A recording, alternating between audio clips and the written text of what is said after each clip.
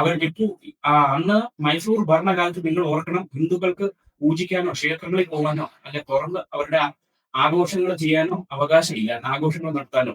അതേപോലെ തന്നെ ടിപ്പുവിന്റെ ആൾക്കാരെ കയറി ഇവർക്ക് ആർക്കും ഇറങ്ങി ഓടാൻ സ്ഥലമില്ല.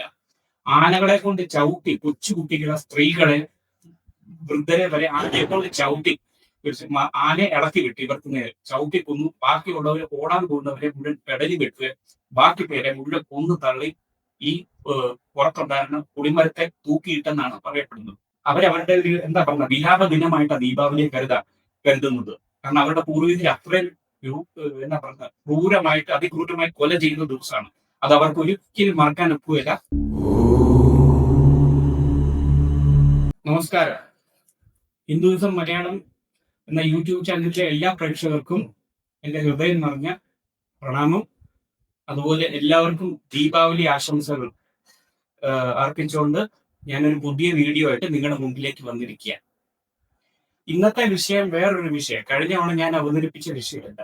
ഈ ദീപാവലിക്ക് ഒരു പ്രത്യേകതയുണ്ട്. ദീപാവലി നമ്മൾ എല്ലാവരും ആഘോഷിക്കുന്ന ഭഗവാൻ ശ്രീരാമന്റെ 14 വർഷത്തെ വനവാസത്തിന് ശേഷം നമ്മൾ തിരിച്ച് അയോധ്യയിലേക്ക് വരുന്നതിന്റെ ആ സന്തോഷത്തിലാണ്. പക്ഷെ ഈ സന്തോഷം ആഘോഷിക്കാതെ ഇരിക്കുന്ന ഒരു ഹിന്ദു സമൂഹം വേറെയുണ്ട് നമ്മുടെ രാജ്യത്ത് തന്നെ. സ്ഥലം വേറൊന്നുമല്ല, കർണാടകയിലാണ്.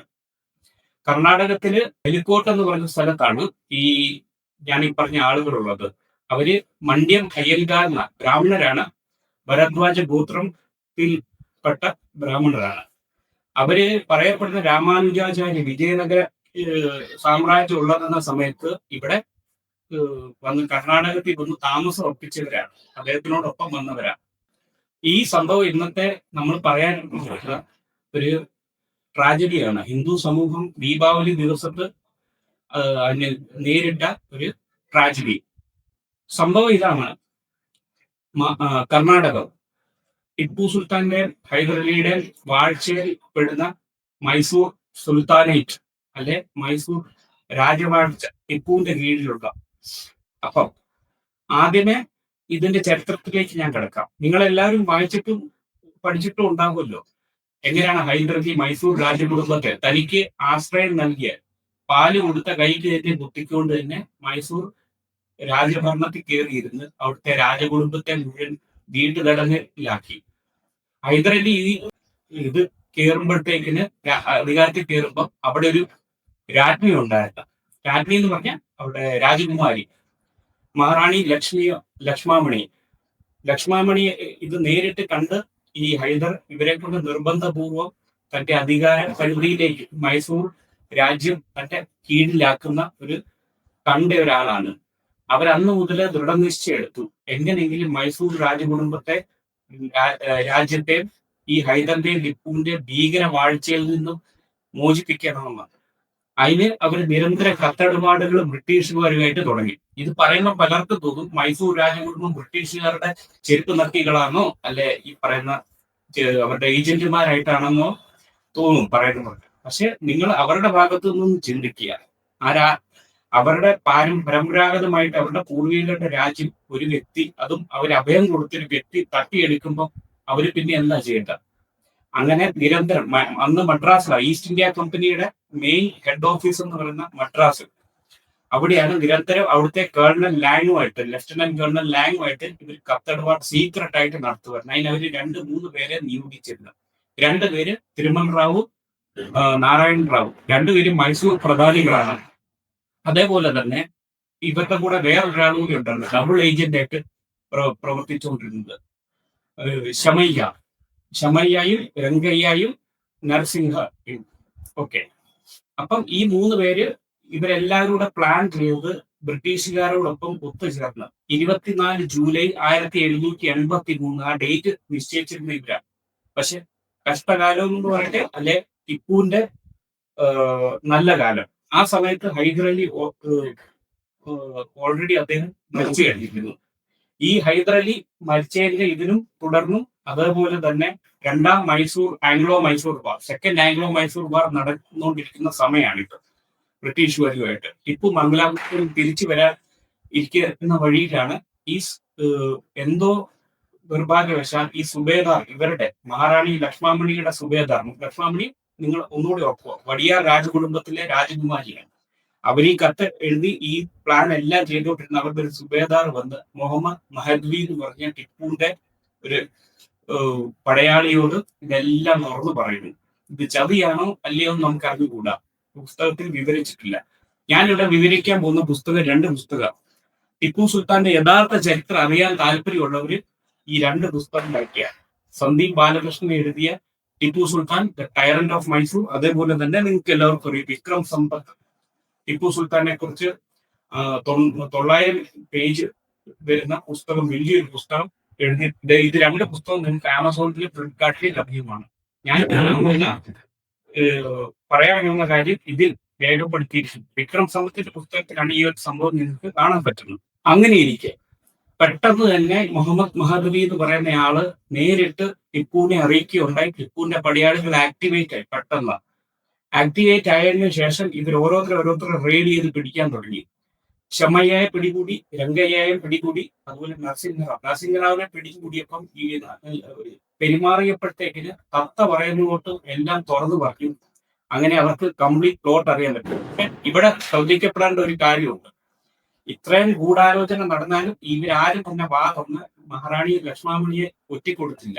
അവര് വരെ ഈ സംശയത്തിന്റെ നെടല് നീങ്ങി വിരൽ ചൂണ്ടിയില്ല. ഷമയ്യയെ പിടിച്ചു, അറസ്റ്റ് ചെയ്തു, മുഴുവൻ പേരെ കൊന്നു. അത് രംഗയ്യയെ ചെയിനിലിട്ട് കൂട്ടി മറ്റേ ചാട്ടവാറിലിട്ട് അടിച്ച് പച്ചമുളകും കുരുമുളകും ദേഹത്ത് മുഴുവൻ തേച്ച് തടവറയിലിട്ട് മറ്റേ 5 നരസിംഹറാവുനെ പിടികൂടി. നരസിംഹറാവു ദയ ആർജിച്ചു, പക്ഷെ വിട്ടില്ല. അയാളെ കൂട്ടരെ എക്സിക്യൂട്ട് ചെയ്തു. ഷമയ്യ ഖാനെ എക്സിക്യൂട്ട് ചെയ്യുന്നത്, അതായത് ഷമയ്യ ഖാൻ എന്ന് പറഞ്ഞ ആളെ കൊല്ലുന്നത് ടിപ്പു സുൽത്താന്റെ അമ്മയാണ്, ഫാത്തിമ ഫക്രുനിസ എന്ന് പറഞ്ഞ. അവരുടെ നിർദ്ദേശപ്രകാരം ഈ മറ്റേ പീരങ്കിക്ക് മുമ്പിൽ കെട്ടിയിട്ടിട്ട് പീരങ്കി കത്തിക്കുക, പൊട്ടിത്തെറിപ്പിക്കുക, ഇതായിരുന്നു അവരുടെ ശിക്ഷ. അങ്ങനെ ഈ 3. പക്ഷെ ഭാഗ്യവശാൽ നാരായണറാവിനെ പിടികൂടിയെങ്കിൽ, ടിപ്പു സുൽത്താന്റെ പടയാളികളെ പിടികൂടിയെങ്കിൽ നാരായണറാവ് ഓടി രക്ഷപ്പെട്ട് തിരുമൽ റാവുമായിട്ട് ചേർന്ന് അവര് ഒളിവിപ്പോയി. ഇനി നിങ്ങൾ കാണേണ്ട ഇതാണ്, നാരായണറാവും തിരുമൽ റാവു ആരാണ്? മണ്ഡ്യ മയ്യങ്ക സമുദായത്തിൽപ്പെട്ടവരാണ്, ബ്രാഹ്മണരാണ്. ഇവരെ പിടിക്കാൻ പറ്റാത്തതിൽ ടിപ്പു സുൽത്താൻ എന്താ ചെയ്തു? ഈ താമസിക്കുന്ന സ്ഥലത്ത് ചെന്നൈ ചെന്ന് മുഴുവൻ 700 പേര്, 700 കുടുംബങ്ങളെ, മണ്ഡ്യ മയ്യങ്ക കുടുംബങ്ങളെ മുഴുവൻ ജയിൽ അടവറിലേക്ക് തള്ളാനായിട്ട് പറഞ്ഞു. പക്ഷെ ഇത് ചെയ്യാൻ ഇവരെ പിടികൂടാൻ പറ്റിയില്ല. ഇത് ടിപ്പുവിന്റെ മനസ്സിൽ എപ്പോഴും ഉണ്ടായിരുന്നില്ല. 1 കൊല്ലം കഴിഞ്ഞ് മാംഗ്ലൂരിൽ നിന്ന് തിരികെ വരുന്ന സമയത്താണ് ടിപ്പു ഒരു പ്ലാൻ ഡിവൈസ് ചെയ്യുന്നത്. ആ പ്ലാനാണ് ദീപാവലി നരക ചതുർദശി, ഇന്നത്തെ ദിവസം ആണ് അവർ ടിപ്പു അന്ന് മൈസൂർ ഭരണകാലത്ത് നിങ്ങൾ ഓർക്കണം, ഹിന്ദുക്കൾക്ക് പൂജിക്കാനോ ക്ഷേത്രങ്ങളിൽ പോകാനോ അല്ലെ തുറന്ന് അവരുടെ ആഘോഷങ്ങൾ ചെയ്യാനോ അവകാശമില്ല, ആഘോഷങ്ങൾ നടത്താനോ. അപ്പം ടിപ്പു അവർക്ക് അന്നത്തെ ഒരു ദിവസം ഇത് പെർമിറ്റ് കൊടുത്തു. അങ്ങനെ ഇവരെല്ലാവരും കൂടെ ശ്രീരംഗപട്ടണയിലുള്ള ലക്ഷ്മി നരസിംഹ ക്ഷേത്രത്തില്, ആ ക്ഷേത്രത്തിന്റെ പ്രത്യേകത എന്താന്ന് വെച്ചാൽ 4 ചുറ്റും വലിയ ഭിത്തികള ഒരു എൻട്രൻസേ ഉള്ളൂ. ഈ എൻട്രൻസിൽ കൂടി അവരെല്ലാവരും പൂജയും ഇതെല്ലാം കഴിഞ്ഞ് രാത്രി പ്രസാദൂട്ട് നടക്കുക. ആ പ്രസാദൂട്ട് നടക്കുന്ന സമയത്താണ് പെട്ടെന്ന് ടിപ്പുവിന്റെ ആൾക്കാര് ഇരച്ചു കയറുന്ന അമ്പലത്തിലേക്ക്.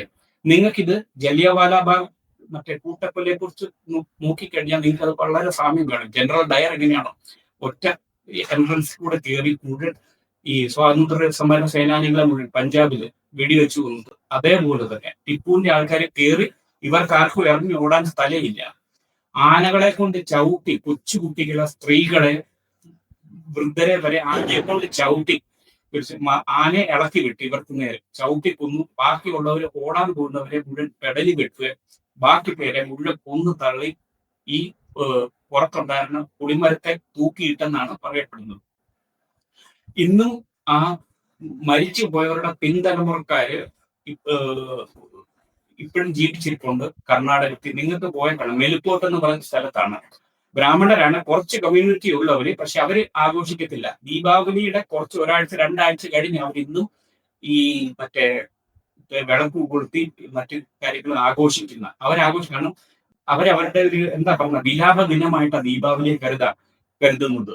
കാരണം അവരുടെ പൂർവികർ അത്രയും എന്നാ പറയുക, അതിക്രൂരമായി കൊല ചെയ്യുന്ന ദിവസമാണ്. അത് അവർക്ക് ഒരിക്കലും മറക്കാൻ ഒക്കുകയില്ല. അവരുടെ ആൾക്കാർക്ക് ഇന്റർവ്യൂ കൊടുത്ത വീഡിയോസ് വരെ നിങ്ങൾക്ക് ന്യൂസ് ചാനലിൽ ഒരു ഞാൻ പേര് ഓർക്കുന്നില്ല, ഒരു ഇംഗ്ലീഷ് ന്യൂസ് ചാനലിന് ഒരാൾ വന്ന് ഇന്റർവ്യൂ കൊടുത്തു എന്താ സംഭവിച്ചത്. ആ ക്ഷേത്രത്തിന്റെ വീഡിയോയും ആ മുഴുവൻ ന്യൂസ് ചാനലുകാരെ എടുത്തിട്ടുണ്ട്. ക്ഷേത്രങ്ങളുടെ പതിവ് പോലെ നമ്മുടെ മലബാറിൽ കണ്ടപ്പോൾ തന്നെ ദ്വാരപാലകരുടെ കൈയും കാലും വെട്ടുക, ദൈവങ്ങളുടെ തല വെട്ടുക, ഇതൊക്കെ അമ്പലത്തിന് വരുത്താവുന്ന മുഴുവൻ നാശനഷ്ടങ്ങൾ വരുത്തി ടിപ്പുവിന്റെ പടകള്.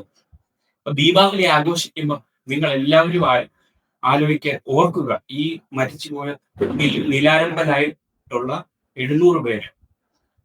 അതെ, അതുകൊണ്ട് അവരുടെ ജീവിതത്തിൽ ഒരു അന്ധകാരമായിരുന്നു. അവര് ഇത് ശരിക്കും പറഞ്ഞ ഇന്റർ ജനറേഷണൽ ട്രോമ എന്നായിരുന്നു പറയുന്നത്. ഇന്റർ ജനറേഷൻ, തലമുറ വഴി തലമുറ വന്ന് ഈ ദുഃഖം ഇവരിൽ എന്താ പറയുക, പാസ് ഓൺ, ഒരു ജനറേഷനിൽ നിന്ന് വേറെ ജനറേഷനിലേക്ക് പാസ് ചെയ്യുന്നത്. അതാണ് ഇന്ന് ഇത് നമ്മൾ ഓരോ ഹിന്ദുക്കൾക്കും വേണ്ടതാ, ഈ ഇന്റർ ജനറേഷണൽ ട്രോമ. നമ്മൾ ഇത് ഓർത്തിരിക്കണം. ഇന്ന് നിർഭാഗ്യവശം മാപ്പിളയിലാണെങ്കിലും ഒത്തിരി പേര്, ഒരുപാട് കുടുംബങ്ങൾ ഈ ട്രോമാസ് ഉണ്ട്.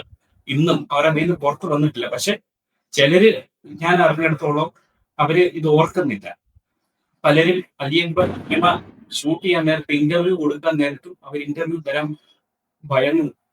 അവരുടെ ചുറ്റും വീട് മുസ്ലിങ്ങളാണുള്ളത്. അതുകൊണ്ട് ഞങ്ങൾക്ക് മുന്നേ വന്ന അത് തൂർക്കണമേ തല വെട്ടിയിട്ട് അവരുടെ പിന്നെല്ലാം തൂർക്കാനാണെന്ന് ഓർക്കണം.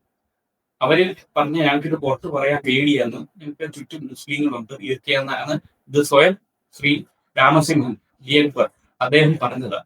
ഇപ്പൊ ഞാൻ ഇന്നത്തെ വീഡിയോ ഇവിടെ നിർത്തുന്നു. ഈ ഒരു സംഭവം നിങ്ങൾ ഓർത്തിരിക്കുക, ദീപാവലി ആഘോഷിക്കുക, ഹൃദയം തുറന്ന്. അതോടൊപ്പം തന്നെ ഈ മരിച്ചുപോയ 700 പേർക്ക് ഒരു ആദരാഞ്ജലി, സ്മരണാഞ്ജലി അർപ്പിച്ചുകൊണ്ട് വേണമെന്ന് മാത്രം അഭ്യർത്ഥിച്ചുകൊണ്ട് ഏവർക്കും ഹാപ്പി ദീപാവലി.